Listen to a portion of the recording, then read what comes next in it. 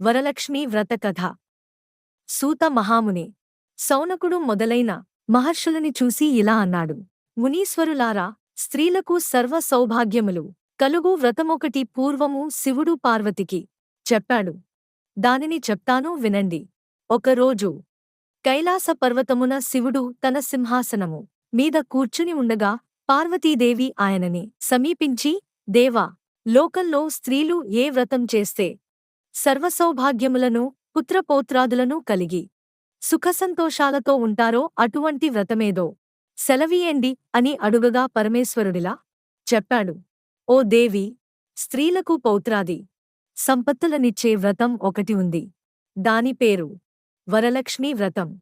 ఆ వ్రతమును శ్రావణమాసంలో శుక్లపక్ష పూర్ణిమకు ముందుగా వచ్చే శుక్రవారము రోజు చేయవలెను. పార్వతీదేవి నాథా, వరలక్ష్మీ వ్రతము ఎలా చేయాలి? ఏ దేవతను పూజించాలి? ఏ విధంగా చేయాలి? దీనినెవరైనా ఇంతకు ముందు చేశారా? ఆ వివరములన్నీ చెప్పండి అని అడుగగా శివుడు పార్వతీదేవిని చూసి, ఓ కాత్యాయని, వరలక్ష్మి వ్రత విశేషాలు చెప్తాను విను. పూర్వము మగధ దేశమున కుండినమనే ఒక పట్టణం ఉంది. ఆ పట్టణము నిండా బంగారు ప్రాకారములు, బంగారు గోడలు గల ఇళ్ళు ఉన్నాయి. అందులో చారుమతి అనే ఒక బ్రాహ్మణ స్త్రీ ఉన్నది. ఆమె పతియే ప్రత్యక్ష దైవముగా భావించి తెల్లవారు ఝామునే లేచి స్నానం చేసి పతిదేవుని పువ్వులతో కొలిచి ఆ తర్వాత అత్తమామలకు అవసరమైన అనేక సేవలు చేసి ఇంటి పనులన్నీ ఓర్పుతో నేర్పుతో చేసుకుంటుండేది. అందరితో ప్రియంగా మితంగా మాట్లాడుతుండేది. గయ్యాళిగా కాకుండా ఇంత అణకువగానున్న ఆ మహాపతివ్రతను చూసి మహాలక్ష్మికి ఆమె మీద అనుగ్రహం కలిగింది. వరలక్ష్మీదేవిని, నీ నడవడిక చూసి నాకు నీ మీద అనుగ్రహం కలిగి నీకు ప్రత్యక్షమయ్యాను. శ్రావణమాసంలో శుక్లపక్ష పూర్ణిమకు ముందుగా వచ్చే శుక్రవారం రోజు నువ్వు నన్ను పూజించితే నీకు కోరిన వరములిస్తాను. అలా ప్రత్యక్షమైన అమ్మవారిని చూసి ఎంతో మురిసిపోయిన చారుమతీదేవి కలలోనే వరలక్ష్మీదేవికి ప్రదక్షిణ నమస్కారములు చేసి, నమస్తే సర్వలోకానాం త్రిజగ న్యాయపుణ్య ద్వంద్వే విష్ణు మూర్తయే శరణ్యే వక్షస్థలాలయే అని అనేక విధములు స్తోత్రం చేసింది. ఓ జగజ్జనని, నీ కటాక్షంబు కలిగితే జనులు ధన్యులవుతారు, విద్వాంసులవుతారు, సకల సంపన్నులవుతారు. నేను పూర్వ జన్మలలో చేసిన పూజఫలం స్వప్నీ దర్శనము నాకు కలిగింది అనగా వరలక్ష్మీదేవి సంతోషము చెందింది. ఆ వెంటనే మెలకువ వచ్చి నాలుగు వైపులా చూస్తే చారుమతికి వరలక్ష్మీదేవి కనబడలేదు. అప్పుడామెకు అర్థమైంది తాను కలగన్నానని.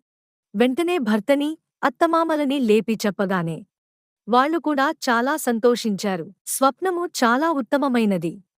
దేవి ఆనతి ప్రకారం నువ్వు తప్పకుండా ఆ వ్రతం చెయ్యి అన్నారు. చారుమతి తన ఇరుగు పొరుగున ఉన్న స్త్రీలకు కూడా చెప్పింది.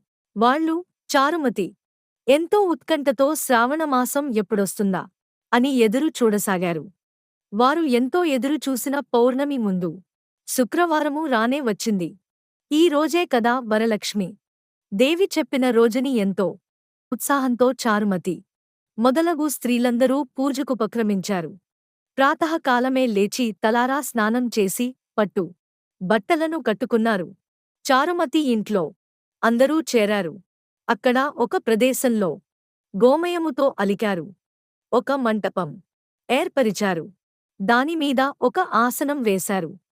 ఆసనం పైన కొత్త బియ్యము పోసి మర్రిచిగుళ్ళు, మంగళారాత్రిక్, మామిడాకుల అలంకారాలతో కలసం ఏర్పరిచారు.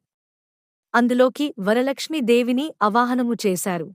చారుమతి మొదలగు స్త్రీలంతా ఎంతో భక్తి శ్రద్ధలతో పూజ చేశారు.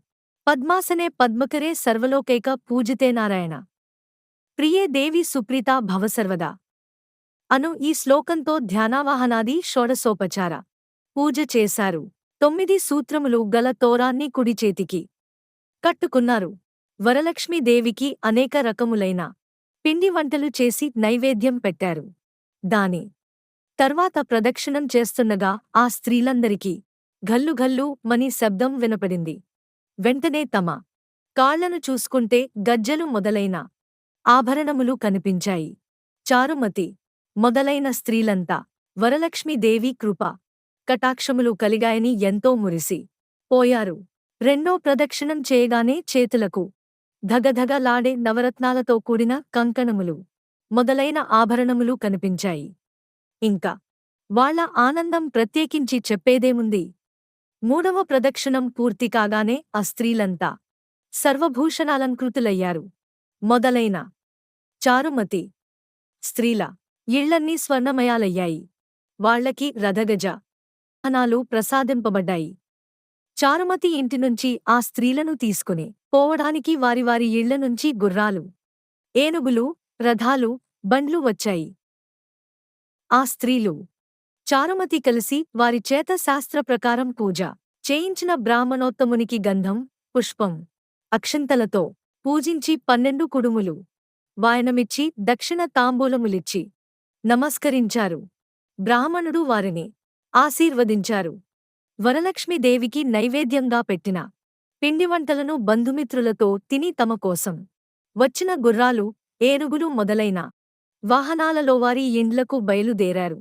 వారు త్రోవలో చారుమతి భాగ్యమును, తమ భాగ్యమును ముచ్చటించుకుంటూ వెళ్లారు. లక్ష్మీదేవి తనంతట తానే స్వప్నములో వచ్చి ప్రత్యక్షమవటమంటే మాటలా? చారుమతి ఎంత అదృష్టవంతురాలు అనుకున్నారు. చారుమతికి ప్రత్యక్షమైన విధానం తన మటుకే దాచుకుని తను ఒక్కతే పూజించకుండా తమ అందరికీ చెప్పి తమకి కూడా ఎంతటి సౌభాగ్యం కలగజేసిన చారుమతి ఎంతటి పుణ్యురాలు. అలాంటి ఆమె పరిచయం కలిగి ఉండిన తామెంత భాగ్యవంతులు అని ఎంతో మురిసిపోయారు. అప్పటినుంచి చారుమతితో సహా వారందరూ క్రమం తప్పకుండా ప్రతి సంవత్సరం ఈ పూజ చేస్తూ పుత్రపౌత్రాభివృద్ధి కలిగి ధన కనక వస్తు వాహనములు కలిగి సుఖ సంతోషాలతో ఉన్నారు. కావున ఓ పార్వతీ, ఈ ఉత్తమమైన వ్రతమును చేస్తే అలా సర్వసౌభాగ్యములు కలిగి శుభముగా ఉంటారు. ఈ కథను విన్నవారికి, చదివిన వారికి కూడా వరలక్ష్మి ప్రసాదము వలన సకల కార్యములు సిద్ధించును అన్నాడు పరమశివుడు. సూత మహాముని, సౌనకుడు మొదలగు వారితో, మునులారా, విన్నారుగా చారుమతి ఎదుటివారి మంచి కూడా ఎలా కోరిందో. ఎదుటి మనిషికి మంచి కలగాలని కోరుకుంటే అమ్మవారు ఇంకా ప్రసన్నురాలై మీరు కోరకుండానే మీకు మంచి చేస్తుంది అన్నారు.